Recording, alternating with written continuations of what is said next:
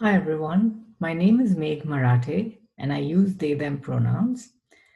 I'm a PhD candidate at the University of Michigan and my research interests are situated at the intersection of workplace studies and medical anthropology.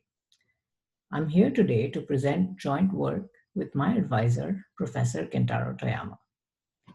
The central emphasis of our paper is that in practice, medical diagnosis accounts for information well beyond the patient's physiology, even for conditions that are considered physiological.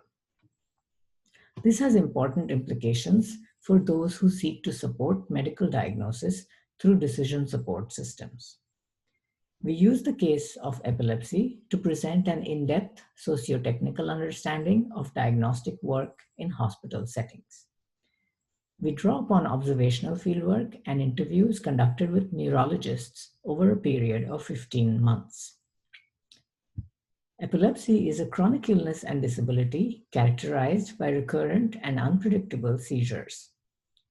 Electroencephalograms are the primary diagnostic test for epilepsy, and EEGs are devices that record electrochemical activity in the patient's brain and display it in the form of brainwaves. Outside the epilepsy subspecialty, the common understanding is that EEG brainwaves and other physiological data, like MRI images, are by themselves sufficient for diagnosis.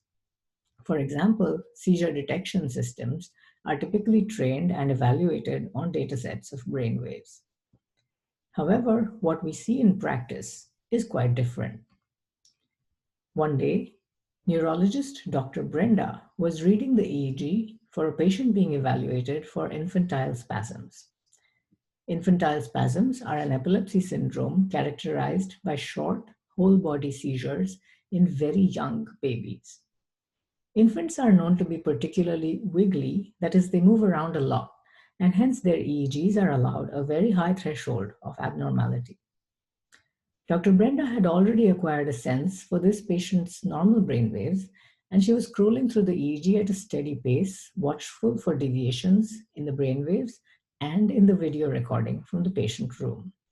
Suddenly, the baby stretched out, almost threw out its arms and legs in a movement indicative of an infantile spasm. Dr. Brenda also noticed the abrupt and distinctive abnormal pattern that erupted in the baby's brainwaves and paused.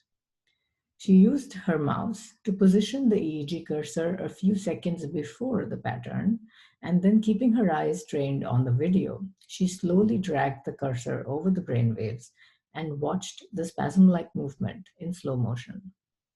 She then watched the movement once more, this time balancing her gaze between the brainwaves and the video, because in a real seizure, brainwaves turn abnormal before the start of patient symptoms. But it was hard to tell which came first. However, in the blurry background of the video, Dr. Brenda noticed that someone left the baby's room and closed the door. She repositioned the EEG cursor to before the potential seizure, turned up the volume of her computer's speakers, and set the brainwaves and video to play automatically. We heard the loud chuck bash of a hospital door closing immediately before the baby threw out its arms and legs. Shaking her head in disbelief, Dr. Brenda labeled the event artifact, ?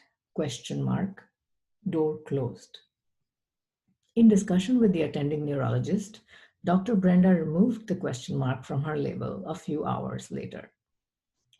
This scene previews some of our findings and shows that in practice, medical diagnosis is a relational, situated, and evolving process.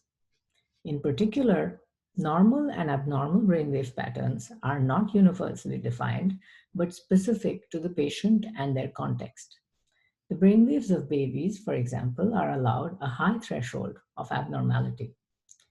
In addition, diagnosis is partly determined by social and environmental factors, such as the activities of caregivers and other healthcare workers, and even the closing of a door.